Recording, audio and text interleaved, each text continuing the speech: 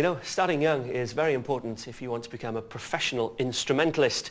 In our Meet the Musicians programme from St Luke's Church in London, Diane Louise Jordan met up with professional trumpeter Heidi Sutcliffe. I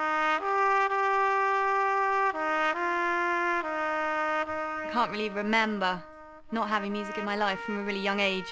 Now obviously that's the way I make my living, so it is a really important part of my life. I can't really imagine my life without music. Hi! Hello, Diane. Oh, really nice to meet you. I bet your neighbours love you around here with your noisy trumpet. Actually, we've got great neighbours, fortunately. Come on in. Now, the trumpet isn't really regarded as a shy and retiring instrument. How much does that reflect your personality? Well, I don't think I'm a particularly loud person. I don't know, maybe I just get out all my energy through the trumpet rather than it coming out of myself. People are always quite surprised, and always have been. I'm quite used to... I still get it nowadays, turning up to gigs and things, and people saying, "You're playing the trumpet, but you don't look like a trumpeter. How do you have the lungs?"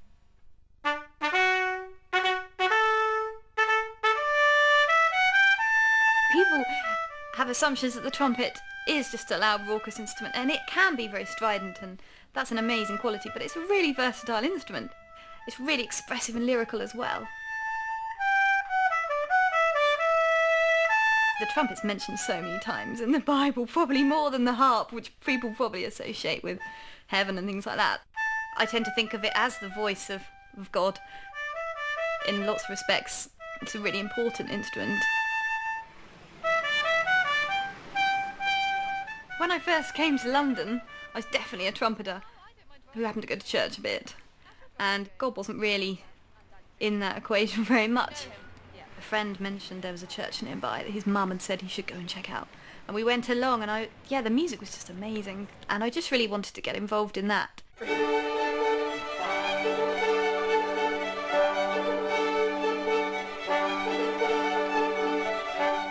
I think the most important thing I've been learning in the last 5 or 6 years is that my identity actually is in Christ. I think as a musician your identity is really wrapped up in what you do, because that's how people perceive you, but I definitely see myself as first and foremost being a Christian who happens to play the trumpet. We're all given gifts and talents. I definitely think they come from God. But talent isn't enough by itself, and you have to work hard. You're only as good as your last performance, really. Rejection always hurts. And I think being a Christian is so important to me, because my faith does help me cope with those things, knowing that God's in control.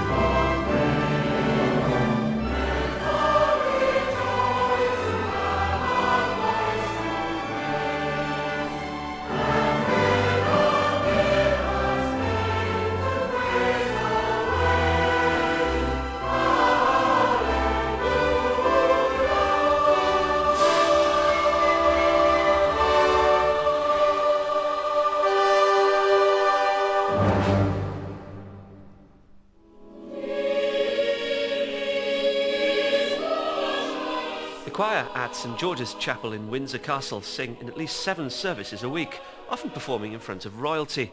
For the young choristers, that means a very busy life combining school with singing. Luckily for them, school is literally right on the doorstep.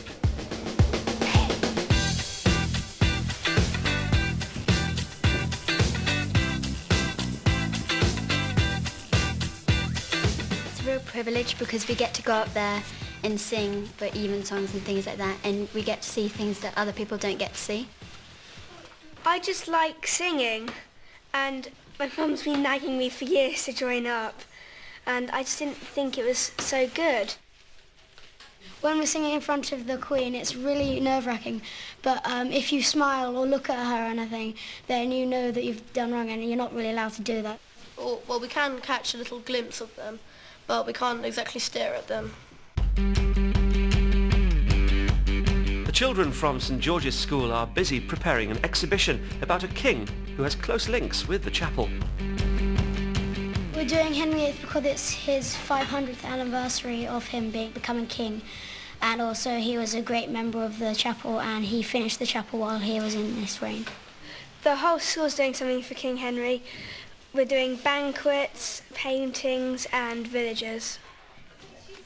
I think if you were a child on Henry VIII's day, it would be quite interesting because you'd be able to see all the new things going on and you'd be able to see Henry VIII and what he was like.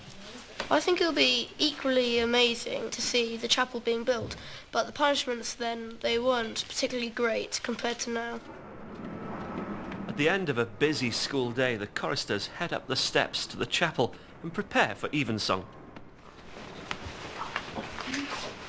We're going to sing the Jubilate Deo by Benjamin Britten. It was commissioned from him by Prince Philip. The Duke of Edinburgh, he wanted it to be specially written for our choir, so it's quite a special piece to us. I hope you enjoy it.